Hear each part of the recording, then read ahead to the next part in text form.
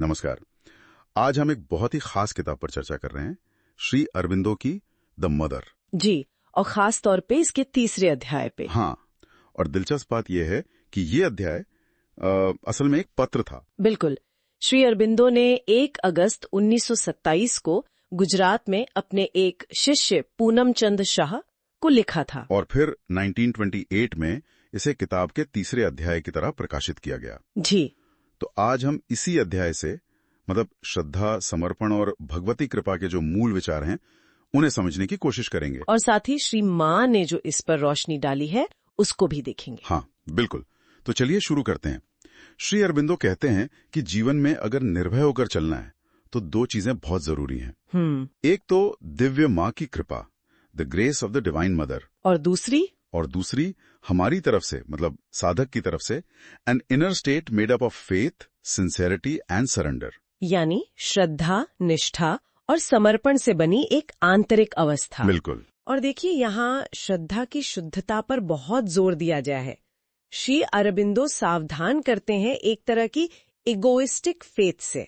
अहंकार युक्त श्रद्धा। वो क्या होती है? हाँ, मतलब ऐसी श्रद्धा जिसमें महत्वाकांक्षा मिली हो, अभिमान हो, या वो जिसे उन्होंने कहा मेंटल एरोगेंस। अच्छा। या फिर बस अपनी छोटी मोटी इच्छाओं को पूरा करने की चाहत हो, निम्न प्रकृति की इच्छाएं। वो कहते हैं कि ऐसी श्रद्धा ऊपर की ओर नहीं उठ सकती, वो दिव्य तक नहीं पहुंच सकती। तो फिर जीवन को कैसे देखना चाहिए अगर ये इच्छाएं नहीं रखनी तो? श्री अरबिंदो के अनुसार जीवन को केवल डिवाइन वर्क यानी भगवत कर्म मानना चाहिए। भगवत कर्म। हाँ, और दिव्य अभिव्यक्ति में सहायता का एक साधन, बस। तो इच्छा किस चीज की होनी चाहिए? इच्छा होनी चाहिए केवल दिव्य चेतना की, उसकी शुद्धता, उसकी शक्ति, प्रकाश, शांति, आनंद और उसके रूपांतरणकारी प्रभाव की, बस यही। ये तो सोच में एक बहुत बड़ा बदलाव है।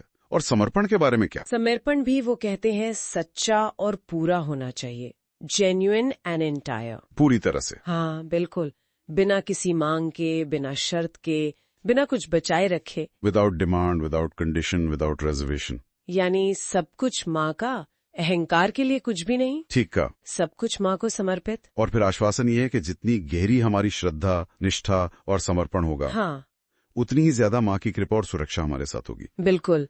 और इसी पे श्री माँ ने बाद में और विस्तार से समझाया जब साधकों ने उनसे सवाल पूछे। हाँ, जैसे श्री अरबिंदो ने कहा कि कृपा का प्रभाव अ थिंग डिक्रीड है, एक नियत विधान। तो 1951 में किसी ने माँ से पूछा, व्हाट डज डिक्रीड मीन? इसका क्या मतलब है? माँ ने समझाया कि डिक्रीड का मतलब है परम सत्ता का आदेश, एक ऐसा विधान जो अटल है। अटल। हाँ, जो होकर ही रहेगा। ये कोई संभावना या शायद वाली बात नहीं है, ये एक निश्चित सत्य है। समझ गया।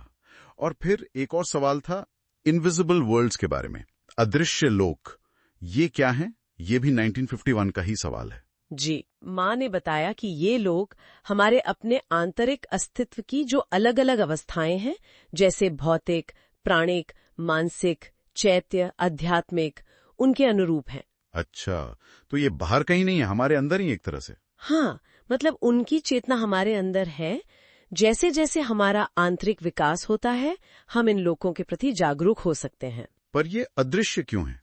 क्योंकि ये हमारी बाहरी भौतिक इंद्रियों से नहीं दिखते, लेकिन जो हमारी संबंधित आंतरिक चेतना है उसके लिए ये अदृश्य नहीं है।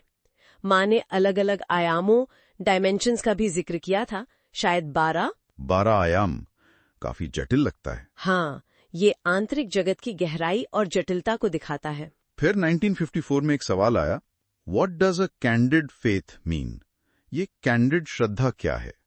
सरल श्रद्धा। माँ ने समझाया कि ये बिल्कुल सरल, सीधी, सच्ची श्रद्धा है, जिसमें कोई मिलावट ना हो, कोई शक शुबा ना हो। जैसे एक बच्चे का विश्वास होता है ना अपनी माँ पर, बस वैसा ही, जिसमें दिमागी उलझने ना हो, कोई किंतु परंतु ना हो। ये बहुत जरूरी लगता है, खासकर अगले सवाल को देखते हुए। वो भी 1954 का ही है। कौन सा सवाल था, do we push the divine grace away from us every time we make a mistake? क्या हर बार गलती करने पर हम दिव्य कृपा को खुद से दूर कर देते हैं? ये बहुत महत्वपूर्ण प्रश्न है। माँ ने यहाँ एक बहुत बारीक अंतर समझाया। क्या अंतर? उन्होंने कहा कि अनजाने में हुई भूल, और जानबूझकर हठ में की गई गलती, ऑब्स्टिनेसी में फर्क है। अच्छा। अगर हम जानते हैं कि कोई चीज गलत है और फिर भी उसे करते हैं हठपूर्वक, तो हाँ, वो निश्चित रूप से हमारे और कृपा के बीच एक दीवार खड़ी कर देती है। लेकिन अनजाने में हुई गलती? उसके प्रति कृपा का रवैया अलग होता है, वो समझती है। ये राहत की बात है। अच्छा, और एक और चीज जिसके प्रति श्री अरबिंदो ने आगाह किया था, मेंटल एरोगेंस, मानसिक अहंकार। ये क्या है? माने इसे मन की एक बहुत ही आम आदत बताया। आदत? कैसी आदत? हर चीज पर अपनी राय बनाना, फैसला सुनाना, ये सोचना कि मुझे पता है, मैं जानता हूँ। हाँ, ये तो होता है। माने तो यहाँ तक कहा कि हम दिन में शायद 100 बार खुद को ऐसा करते हुए पकड़ सकते हैं। 100 बार? हाँ, ये उस अहंकार वाली श्रद्धा का, ईगोइस्टिक फेथ का एक मुख्य हिस्सा है। समझ गया। और अंत में एक बहुत ही उम्मीद जगाने वाला विचार है, कृपा के स्पर्श से मुश्किलें कैसे प्रगति के अवसर बन जाती हैं। सवाल था, with the touch of the divine grace, how do difficulties become opportunities for progress? माँ ने समझाया कि अगर व्यक्ति में सच्ची निष्ठा है, ईमानदारी है और कृपा पर पूरा भरोसा है, तो हर कठिनाई एक सबक बन जाती है। वो हमें आईना दिखाती है कि हमारे अंदर कहाँ बदलाव की जरूरत है। और कृपा उसमें मदद करती है? हाँ, बिल्कुल। कृपा फिर उस बदलाव को लाने में मदद करती है। माँ ने ये भी कहा कि चुनौती अक्सर हमारे अस्तित्व के उन अंधेरे कोनों से आती है जो बदलना ही नहीं चाहते। छिपे हुए कोने? जी, उन्हें ढूंढने और बदलने के लिए सच्ची लगन, ईमानदारी और दृढ़ संकल्प चाहिए। तो कुल मिलाकर श्री अरबिंदो और श्री माँ हमें दिव्य कृपा पर पूरी तरह निर्भर रहने का रास्ता दिखा रहे हैं। हाँ, और उस निर्भरता का आधार है शुद्ध श्रद्धा, सच्ची निष्ठा और पूरा समर्पण। और माँ की बातें हमें रोजमर्रा की जो चुनौतियां हैं, जैसे अहंकार, गलतियां, मानसिक रुकावटें, उनसे निपटने में व्यावहारिक मदद देती हैं। बिल्कुल। और यहाँ हम एक विचार छोड़ सकते हैं सबके लिए सोचने को। क्या विचार? जैसा माँ ने इशारा किया, हमारे अंदर वो कौन सा छिपा हुआ कोना हो सकता है जो जाने अनजाने इस समर्पण और बदलाव का विरोध कर रहा हो। ये गहरा सवाल है। हाँ, और उस पर रोशनी कैसे डाली जाए ताकि सच्ची प्रगति हो सके, इस पर मनन किया जा सकता है। बहुत खूब। धन्यवाद। जय श्री अरबिंदो, जय श्री माँ। धन्यवाद। जय श्री अरबिंदो, जय